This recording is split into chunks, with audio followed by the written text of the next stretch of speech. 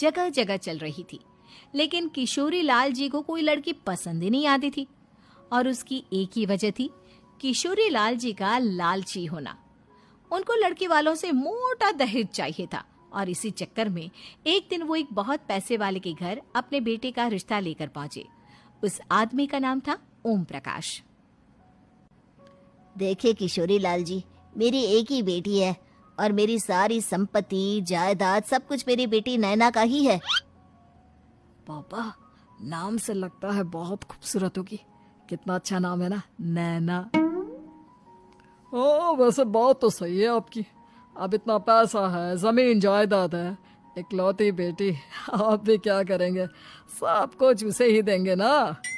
बिल्कुल ठीक पहचाना आपने। बस बेटी की शादी और सारी जायदाद उसके नाम। पापा, बिना देखे हाँ कर दीजिए ना। इतना अच्छा रिश्ता फिर कहाँ मिलेगा? माला माल हो जाएंगे हम।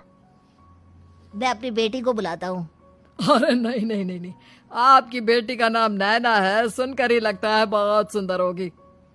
रहने दीजिए अंकल, मैं तो आपकी बेटी के नाम से ही इतना खुश हो गया हूँ कि उसे बिना देखे शादी करने को तैयार हूँ। अब तो मैं उसका चेहरा सीधे शादी के बाद ही देखूंगा। और इस तरह राघव नैना का चेहरा नहीं देखता और उससे शादी कर लेता है। शादी के बाद अपनी सुहाग रात पर जब राघव नैना का घूंघट उठाकर देखता है तो नैना की आंखें बंद थी। कितनी खूबसूरत हो तुम नैना, जरा अपनी आंखें खोलकर मेरी तरफ देखो तो सही। नहीं, मुझे शर्म आती है।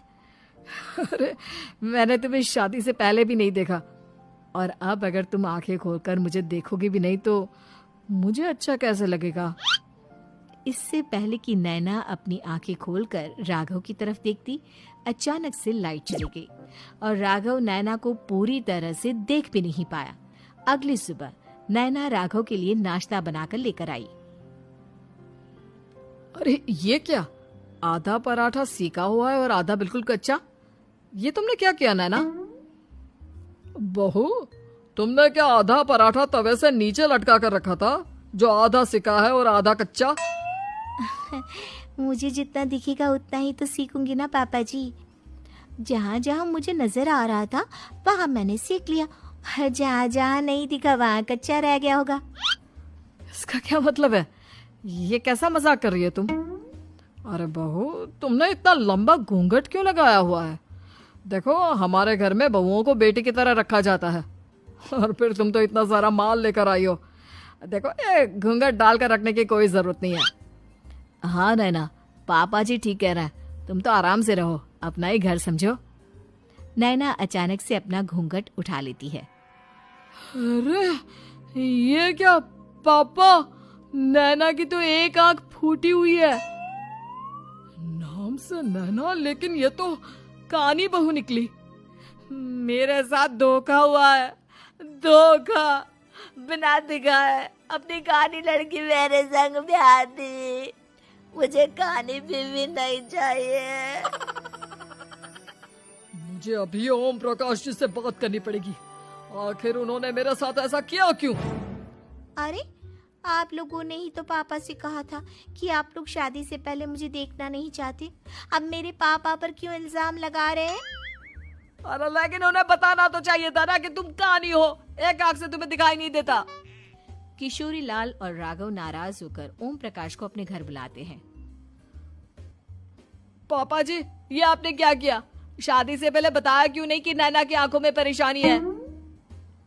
अरे, आप ही ने तो लड़की देखने से मना कर दिया था। और लेकिन आप बता तो सकते थे। आपको तो हमारी बेटी की प्रॉपर्टी चाहिए थी, वो भी पूरी की पूरी।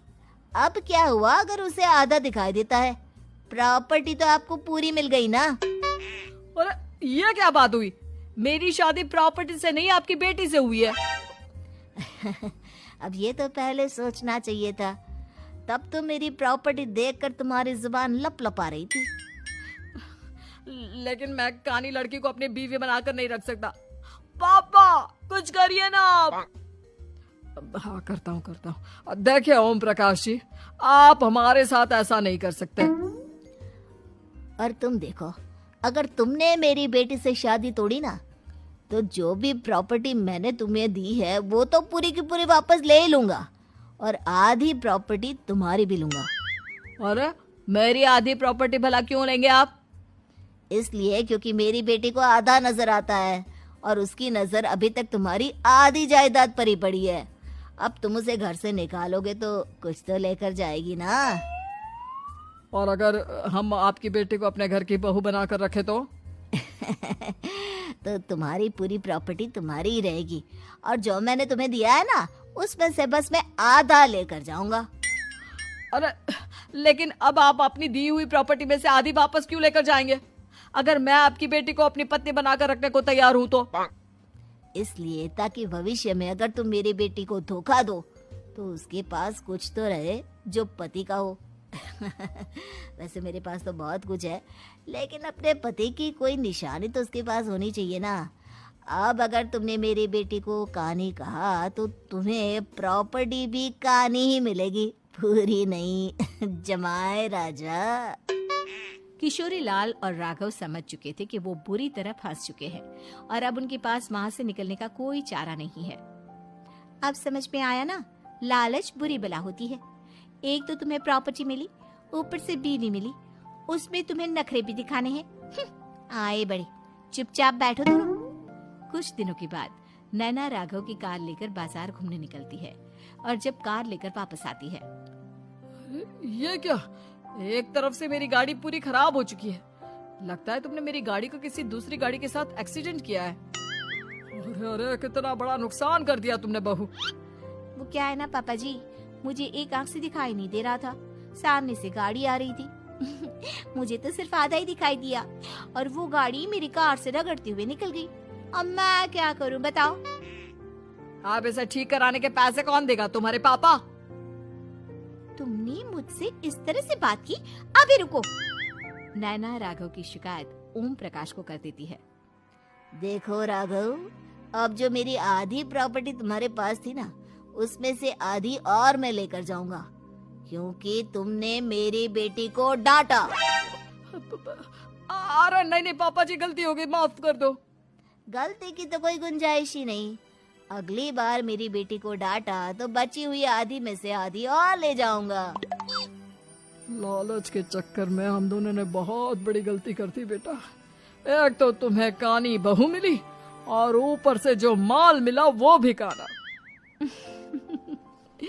इस तरह राघव की हर एक गलती पर ओम प्रकाश उसकी प्रॉपर्टी का आधा आधा हिस्सा लेकर अपना सारा माल वापस ले गया और राघव को कानी बीवी से